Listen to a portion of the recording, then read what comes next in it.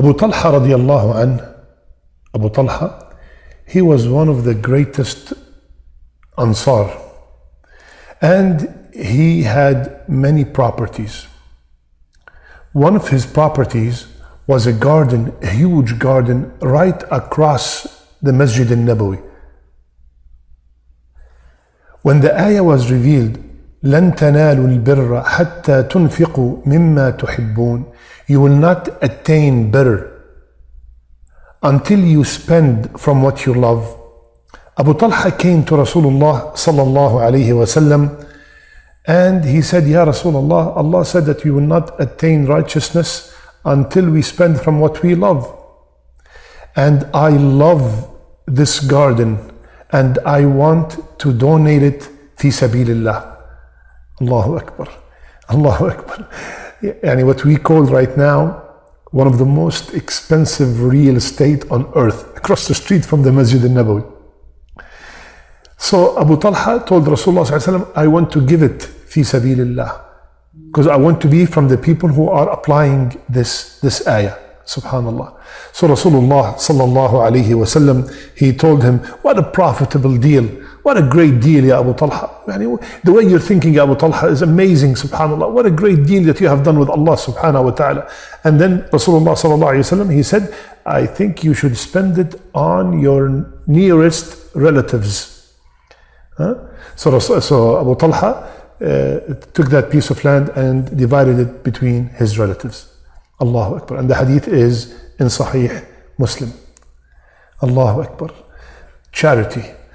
My brothers and sisters, in our series Ways, we discuss ways to wipe all our minor sins. And charity is one of the best ways to wipe the minor sins. Where is the evidence? Rasulullah sallallahu alaihi wasallam, and the hadith is in Tirmidhi, he said, وَالصَّدَقَةُ تُطْفِئُ الْخَطِيئَ كَمَا يُطْفِئُ النَّارِ الْمَاءِ. And charity extinguishes the sin just like water extinguishes fire. Charity put off, delete the sin just like water extinguishes, water extinguishes the fire. Subhanallah. That's why we are discussing charity today in our Ways program. Charity has so many virtues, and number one is that it's an order from Allah subhanahu wa ta'ala. Ya ayyuhalladhina amanu anfiqu. The ayah right before Ayat al-Kursi. Allah is telling us to spend from what He has provided for us. Every single penny, my brother, my sister, every single penny that you have is from Allah Azza wa Jal. Mimma razaqnakum, from what we have provided for you. So number one, when I am giving in charity, I am applying, I am obeying an order from Allah subhanahu wa ta'ala. Many people, when they think about charity, and they hear that, like for example, we just gave the example of Abu Talha, he gave his whole garden with all the palm trees in it, with all the water, with everything in it. They think that charity has to be big. It must be tremendous in order to be accepted. No, absolutely not. Rasulullah sallallahu alaihi wasallam, he said, if somebody gives in charity something equal to a date from his honestly earned money, Allah subhanahu wa ta'ala will take it and bring it up for him, just like you bring up your baby horse, until it becomes a mountain. Allahu Akbar. Allahu Akbar. Subhanallah. The hadith is in Bukhari. Allah subhanahu wa ta'ala will grow that sadaqah that we gave until that date becomes a mountain, a huge mountain. So do not say, I don't have much, what can I give? I'm already very poor. No. Every single one of us can give something. It's not about the quantity. It's not about the amount. It's about the sincerity. It's about that I am doing it as an order from Allah subhanahu wa ta'ala. I am doing it to get all this reward promised by Rasulullah sallallahu alayhi wa sallam. That's why My brothers and sisters, in order to make these episodes fruitful, inshaAllah ta'ala, and when we can implement them in our life, I want to suggest something for myself and for you. Please have a box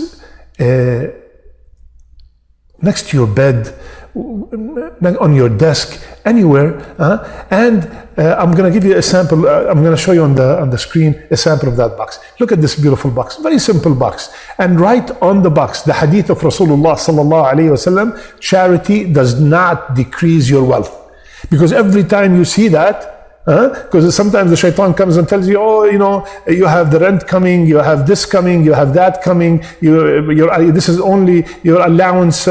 So when you see that Rasulullah ﷺ promised, and he is the all truthful, he said that the wealth will not decrease when I give in charity, it will encourage you, because Rasulullah ﷺ only tells the truth. So any amount you put in that box, $1 a day, $2, 50 cents, any amount that you can afford. I'm not telling you give like $30 a month. What's the difference? The difference is that you are performing a ibadah on a daily basis. We can give 30, 100 once a month, but when we give on a daily basis and change the amount. What do I mean by change the amount? Just put your hand in your pocket and put that money in the box. Why? Because I want the hadith that Rasulullah ﷺ told us to apply to me and you. Which one? The one that he said that the person will be one of the people who will be under the shade of Allah when there's no shade except his shade, is a person that he gave in charity and his left hand does not know how much his right hand gave. So if you give 50 cents a day, at the end of the month it's $15.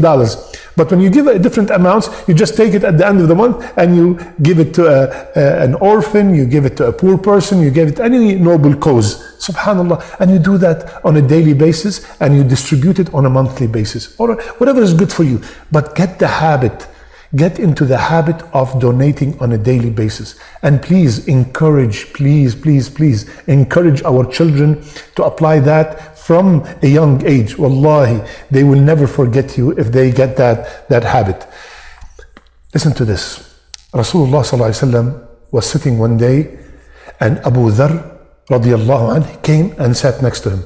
Rasulullah sallallahu alaihi wasallam was sitting next to the Kaaba. Now I want you to live this hadith. Rasulullah ﷺ heard, Abu Dharr heard Rasulullah ﷺ say, هم الأخسرون ورب الكعبة هم الأخسرون ورب الكعبة. They are the worst losers by the Lord of the Kaaba. By the Lord of the Kaaba, they are the worst losers. Can you imagine how Abu Dharr felt? So Abu Dharr said, he is narrating the hadith, he said, I felt like maybe he's talking to me. I got so worried. So I came to Rasulullah sallallahu alayhi wasallam and I sat beside him and I said, Ya Rasulullah, may Allah subhanahu wa ta'ala make my mother and father sacrificed for you.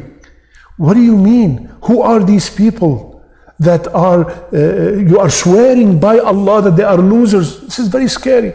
Listen carefully, my brothers and sisters, especially my brothers and sisters whom Allah blessed with a lot of wealth. Rasulullah ﷺ said, these are the wealthy people. Allahu Akbar.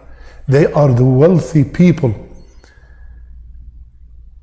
Except, my brother and sister, if you are from the wealthy people, I want you to be from the exception, because there's nothing wrong with being wealthy.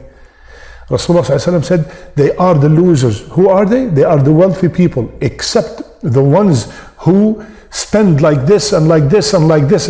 And Rasulullah ﷺ was pointing with his hand. And another narration, the one who spends from his right and his left and in front of him and behind him. That means they take that wealth that Allah blessed them with and they spend it left and right. They keep looking for sources to spend for the cause of Allah subhanahu wa ta'ala. Then this hadith will not apply to them. Allahu Akbar. Allahu Akbar. My brothers and sisters, one of the hadith al-Qudsiyya, Allah subhanahu wa ta'ala said, Allahu Akbar. Wallahi, this hadith, every time I hear it, it makes you look forward to giving charity. قال الله أنفق يا ابن آدم أنفق عليك. Ya Allah. This hadith should be sealed. No more fundraising, no more nothing. That's it. This hadith. Oh son of Adam. Who's saying this? The rich himself, the Ghani himself. The one who's ala kulli shay'in qadir himself. The king of kings himself. Oh son of Adam, spend. I will spend on you. I will spend on you. Allahu Akbar. Allahu Akbar. What a promise. This needs iman. That needs iman. That needs a lot of faith that Allah will spend on me. Why should I worry? I should give here and give there and look forward to spending in the cause of Allah subhanahu wa ta'ala. And the hadith is in Bukhari and in Muslim. And we all know that sooner or later, me and you, my brothers and sisters, we will go and we will die and we'll be under the ground. And Rasulullah ﷺ told us in the hadith, which is also in Muslim, that after we die, all our a'mal will stop. We all know the hadith. إذا مات الإنسان انقطع عمله إلا من ثلاث صدقة جارية وعلم ينتفع به وولد صالح يدعو له. All our a'mal will cease, will stop, except for three things. One of them is a continuous charity, constant charity. You built a masjid, and every time someone, insha'Allah ta'ala, prays in that masjid, every time someone learn Quran in that masjid, every time someone becomes a Muslim in that masjid, revert to Islam, you will get the ajr, insha'Allah ta'ala. You sponsor the person to become a hafiz of Kitabillah. Every time that person recites the Quran, leads the salat, you will get the ajr. This is called continuous charity. And there are many, many forms of continuous charity. So charity will help you also when you have passed away. And not only that, Rasulullah sallallahu alayhi wa sallam, he said, إِنَّ الصَّدَقَةَ لَتُطْفِئْ عَنْ أَهْلِهَا حَرِّ الْقُبُورِ. Allahu Akbar. The sadaqah will extinguish the heat of the graves. So after I die and I am in the grave, also the sadaqah will help me. Allahu Akbar. And not only that, Rasulullah sallallahu alayhi wa sallam, he said, everybody will be shaded on the day of judgment under his charity until the hisab takes place. So it will help me also before the hisab. As I'm waiting for the hisab, the charity will help me by giving me shade. Allahu Akbar. Look at these rewards. Subhanallah. Subhanallah. May Allah make us from the people who listen and apply, insha'Allah ta'ala.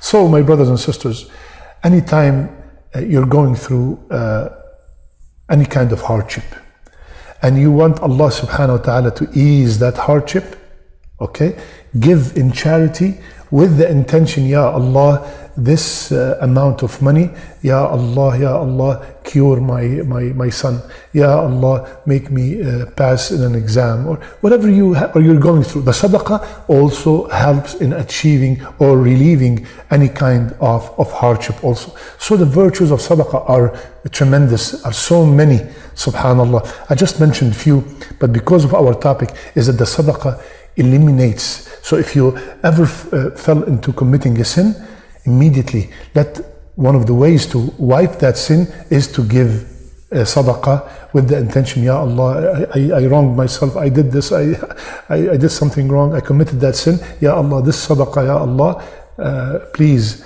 wipe that sin that I just committed. Allahu Akbar. And Allah subhanahu wa ta'ala is Ghafoor, Rahim, Tawwab. Allah subhanahu wa ta'ala forgives all sins. May Allah forgive my sins and your sins.